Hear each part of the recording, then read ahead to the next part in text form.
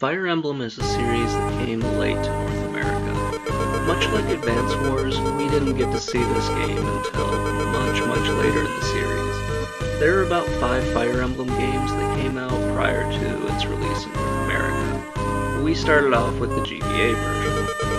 There is another Game Boy Advance version that was only released in Japan. I'm not 100% sure how that ties in, but I think that this is a prequel to that, and then the next one, The Sacred Stones, might be a sequel to Binding Blade. This is one of Nintendo's more adult-themed games, given the fact that your characters can actually die and will permanently remain dead. I'm not 100% sure why they thought that this game with the theme set that the series has wasn't suitable for the US until 2003, but whatever, it's an amazing game. The stories of Fire Emblem unfold through cutscenes, which look really well for a portable system, and are very comparable to some SNES titles. I really love the artwork for these. They do an amazing job both with the still frames and when they have the sprites animated on screen. Now the story for Fire Emblem is kind of one that I have a few issues with. Not so much in that it's a very deep story, it's really engaging, you have a lot of characters to learn about, but the fact that it kind of feels like it ends a few times, or at least should have ended a few times. The first part of it, you have Lyn, which I'm totally fine with. Most of that story is just introducing characters who you're going to meet later on, and it does a great job of what it's meant to do. The next story, where you're following, I believe it's Eliwood or Eliwood, I cannot pronounce his name, I never have been able to. But you follow him, Hector, and Lyn again, as they sort of go across the Earth here, and try to actually solve like a greater mystery and this huge conspiracy where they're trying to bring dragons back. It's sort of a weird one where I feel like there's continuing to add more stuff when they don't really need to. It's great that they keep adding more characters to it, so I get to learn new things about the story and new mechanics about the game.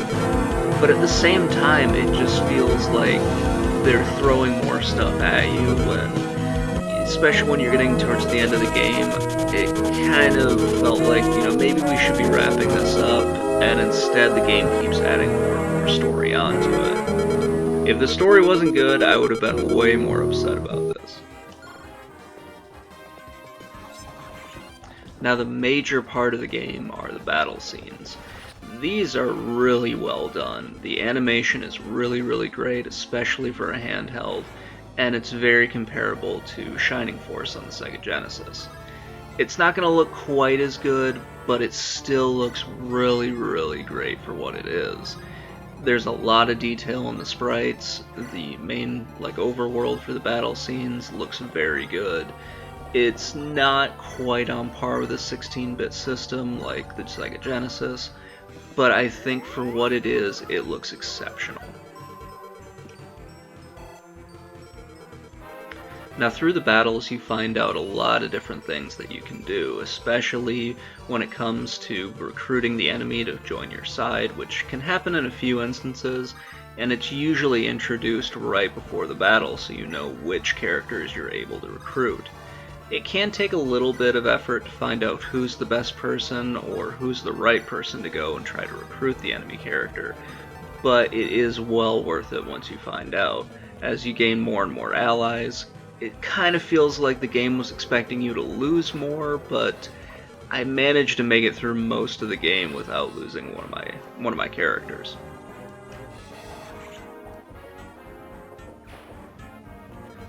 Now the combat is all pretty straightforward, especially since they give you a very simple rock, paper, scissors with your melee weapons and also with your magic spells. There are a few weapons which will reverse what they call the weapon triangle. I prefer rock, paper, scissors, but that's just me. Those weapons are all pretty easy to identify, and if you get a little bit confused, the game will actually tell you which weapon is stronger against the other. It's a very nice way for the game to do this, and it doesn't really feel like it's hand-holding you, it just kind of feels like a gentle reminder. You can also upgrade your units through special items, which make your units vastly stronger. It's a great thing that they've done here, and it reminds me a lot of like the class change from the original Final Fantasy.